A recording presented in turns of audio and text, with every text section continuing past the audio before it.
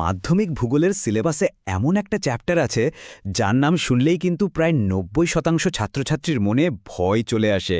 হ্যাঁ, আমি ঠিক ধরেছি। আমি ষষ্ঠ অধ্যায় মানে উপগ্রহ চিত্র ও ভূবৈচিত্র্যসূচক মানচিত্রের কথাই বলছি। আচ্ছা, স্কেল, এফিসিসি, পিক্সেল, সেন্সর এইসব শব্দগুলো শুনলেই কি মাথাটা কেমন গুলিয়ে যায়? সত্যি করে বলো তো, মনে মনে কি এটাই ভাবছো যে পরীক্ষার আগে এই চ্যাপ্টারটা ছেড়েই দেব? আরে দাঁড়াও দাঁড়াও, আমি একদম গ্যারান্টি দিয়ে বলছি, আজকের এই ক্লাসটা যদি মন দিয়ে করে নাও তাহলে এই কঠিন অধ্যায়টাই তোমাদের সবথেকে প্রিয় আর সবথেকে সহজ হয়ে উঠবে। তাহলে আর দেরি কেন, খাতা কলম নিয়ে একদম তৈরি হয়ে যাও। ঠিক আছে, চলো তাহলে শুরু করা যাক। সবার প্রথমে আমরা জানব উপগ্রহ চিত্র বা স্যাটেলাইট ইমেজারি জিনিসটা কি। তবে আমরা কিন্তু এটা একদম বইয়ের মতো করে পড়ব না, পড়ব গল্পের মতো করে, যাতে সবকিছু জলের মতো পরিষ্কার হয়ে যায়। তো এর পেছনের আসল কনসেপ্টটা কি? সেটা হলো রিমোট সেন্সিং বা দূর সংবেদন। নামটা শুনতে একটু কঠিন লাগলেও ব্যাপারটা কিন্তু খুবই সোজা। দূর থেকে কোনো জিনিসকে টাচ না করে তার ব্যাপারে তথ্য জোগাড় করা বা ছবি তোলাকেই বলে দূর সংবেদন। ঠিক যেমন আমরা আমাদের ফোন দিয়ে দূরের কোনো কিছুর ছবি তুলি, তাই না? এই দূরসংবেদনের জন্য দুটো জিনিস কিন্তু তোমাদেরকে একদম মনে গেঁথে নিতে হবে। এক হলো সেন্সর, যা আসলে আমাদের ফোনের ক্যামেরার মতো কাজ করে, মানে ছবিটা তোলে। আর ২ নম্বর হলো প্ল্যাটফর্ম। প্ল্যাটফর্মটা হলো সেই গাড়িটা, মানে ধরো কোনো স্যাটেলাইট বা বিমান, যার ওপর ক্যামেরা বা সেন্সরটা বসানো থাকে আর মহাকাশ থেকে পৃথিবীর দিকে তাকিয়ে থাকে।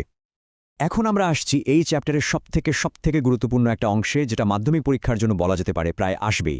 সেটা হলো এফসিসি বা ফলস কালার কম্পোজিট। এই জায়গাটা কিন্তু খুব মন দিয়ে শুনতে হবে। আসল কথাটা হলো, স্যাটেলাইট ইমেজে আমরা কিন্তু জিনিসগুলোকে তাদের আসল রঙে দেখি না।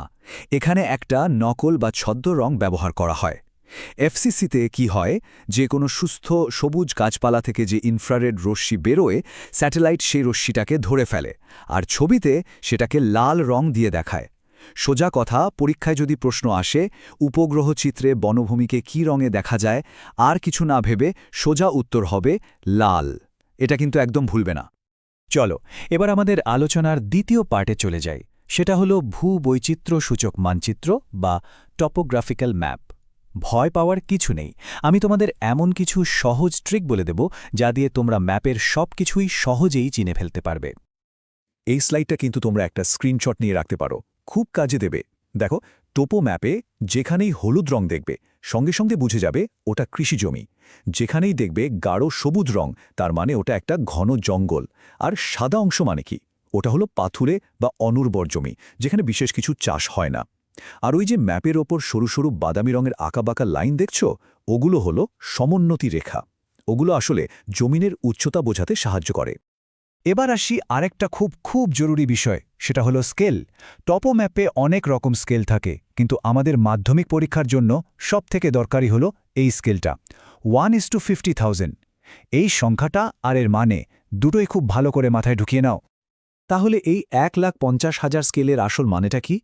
এর মানে হলো ম্যাপের উপর 1 সেন্টিমিটার দূরত্ব, মানে আসল পৃথিবীতে সেটা হলো 50,000 সেন্টিমিটার দূরত্ব। এবার 50,000 সেন্টিমিটার মানে কত? ঠিক 500 মিটার, বা সোজা কথায় হাফ কিলোমিটার। ব্যাস, এইটুকু বুঝতে পারলেই তো কেল্লা ফতে, অঙ্ক একদম সহজ হয়ে যাবে। আচ্ছা, অনেকের মনেই একটা প্রশ্ন আসে যে এই উপগ্রহ চিত্র আর টোপোগ্রাফিক্যাল ম্যাপ, এই দুটোর মধ্যে আসল তফাৎটা কোথায়? চলো এবার সেই উত্তরটাই খুঁজে বের করা যাক। দেখো, পার্থক্যটা খুব সহজ। উপগ্রহ চিত্র বা স্যাটেলাইট ইমেজ কিন্তু এক মুহূর্তে, জাস্ট একটা ক্লিকে তোলা যায়। কিন্তু টপো ম্যাপ বানাতে গেলে আগে সার্ভে করতে হয়, যেটা অনেক সময় সাপেক্ষ একটা ব্যাপার। স্যাটেলাইট দিন-রাত 24 ঘন্টা ছবি তুলতে পারে, কিন্তু টপো ম্যাপ একবার ছাপা হয়ে গেলে সেটা আর বদলায় না। আর সবথেকে বড় কথা, উপগ্রহ চিত্র হলো ডিজিটাল, যেটা কম্পিউটারে দেখতে হয়, আর টপো ম্যাপ হলো কাগজের ছাপা ম্যাপ। চলো এবার একদম আসল কথায় আসা যাক। মাধ্যমিক 2026 পরীক্ষার জন্য এই অধ্যায় থেকে তোমরা কোন কোন টপিকগুলোর উপর সবথেকে বেশি করে জোর দেবে সেটা আমি এবার পরিষ্কার করে বলে দিচ্ছি। এই 3টে টপিককে একদম জলের মতো করে ফেলতে হবে। 1 নম্বর, উপগ্রহ চিত্রের বৈশিষ্ট্যগুলো ভালো করে পড়বে। 2, উপগ্রহ চিত্র আর টপোগ্রাফিক্যাল ম্যাপের মধ্যে পার্থক্যটা তৈরি করবে। আর 3 নম্বর, স্কেলের যে অঙ্কগুলো আছে সেগুলো খুব ভালো করে প্র্যাকটিস করবে। এগুলো করলেই দেখবে পরীক্ষায় দারুণ নম্বর আসবে। তো এতক্ষণ ধরে পুরো আলোচনাটা শোনার পর এখন তোমাদের কি মনে হচ্ছে? সত্যি করে বলো তো, এই অধ্যায়টা কি এখনও সেই আগের মতোই কঠিন আর ভয়ের মনে হচ্ছে?